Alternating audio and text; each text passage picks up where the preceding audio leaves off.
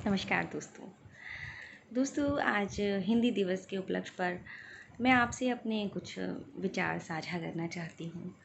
सबसे पहली बात तो हिंदी दिवस हम मना रहे हैं, सही मायने में तो हर रोज़ हिंदी दिवस होना चाहिए। यूँ तो हिंदी, अरबी, फ़ारसी भाषाओं का एक समन्वय है।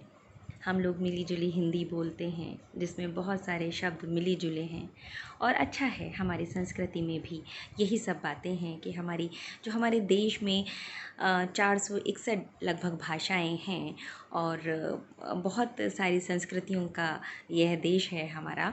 और ये अच्छी बात है, बहुत सारी चीज़ें हैं हमारे देश में और हम उन सब चीज़ों को एक साथ लेकर चलते हैं और एक साथ मिलकर हम सब कहलाते हैं हिंदुस्तानी।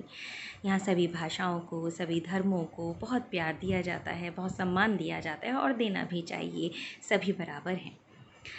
अब चूँकि हिंदी हमारी राष्ट्रभाषा है और बापू ने भी हिंदी भाषा के लिए यही कहा था कि हिंदी भाषा हमारी एक राष्ट्रभाषा के रूप में, एक श्रेष्ठ भाषा के रूप में आगे आनी चाहिए ताकि हमारा देश तरक्की कर पाए। अगर हमारी एक भाषा रहती है तो हमारा समाज, हमारा देश, हमारा राष्ट्र तरक्की करता है, आने वाली जनरेशन को उसका बहुत लाभ मिलता है। तो यही एक कुछ बातें हैं, कुछ विचार हैं जो आपके सामने मैं साझा करना चाहती हूँ और इन पंक्तियों के माध्यम से उनको सुनिएगा।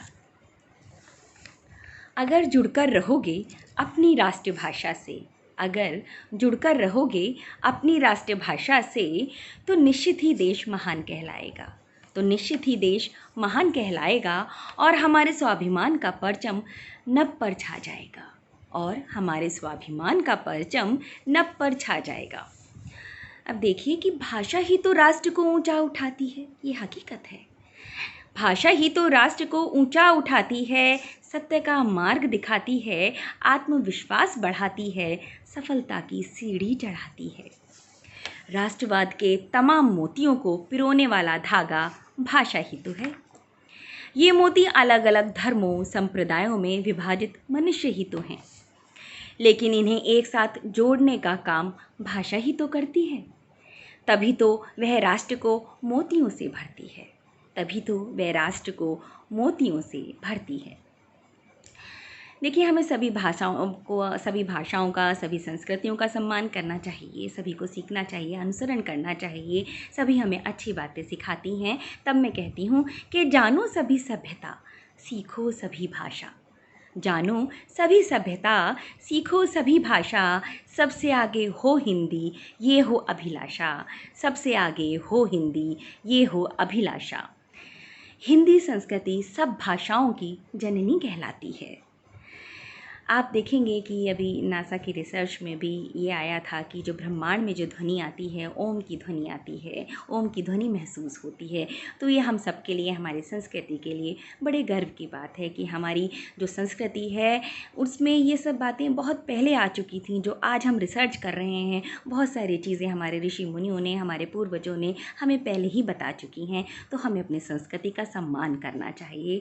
तो संस्कृति भाषाओं की जननी कहलाती है। ब्रह्मांड में भी ओम की ध्वनि ही सुनाई आती है और जाऊं मैं जहाँ, देखा एक अलग सम्मान है। मैं जहाँ पर भी जाती हूँ, मुझे डॉक्टर के नाम से भी जाना जाता है, साहित्यकार के नाम से भी जाना जाता है, मुझे शायरा भी कहा जाता है, कवित्री भी कहा जाता है। लेकिन इन सब से पहले मैं एक हिंदुस्तानी हूँ, एक भारतीय हूँ, जहाँ तमाम संस्कृतियों का समन्वय है। तो मैं यहाँ कहती हूँ कि जाऊँ मैं जहाँ, देखा एक अलग सम्मान है। ये मेरा नहीं, मेरे देश का मान है। ये मेरा नहीं, मेरे देश का मान है। और हिंदी के मान में मैं आगे बढ़ती जाऊँगी। हिंदी के मान में मैं आगे बढ़ती जाऊँगी। हिंदी और हिंद का तिरंगा लहराऊँगी। हिंदी और हिंद का तिरंगा लहराऊँगी। तो ये मेरे मन के कुछ विचार थे, आज मैंने आपके सामने रखे हैं।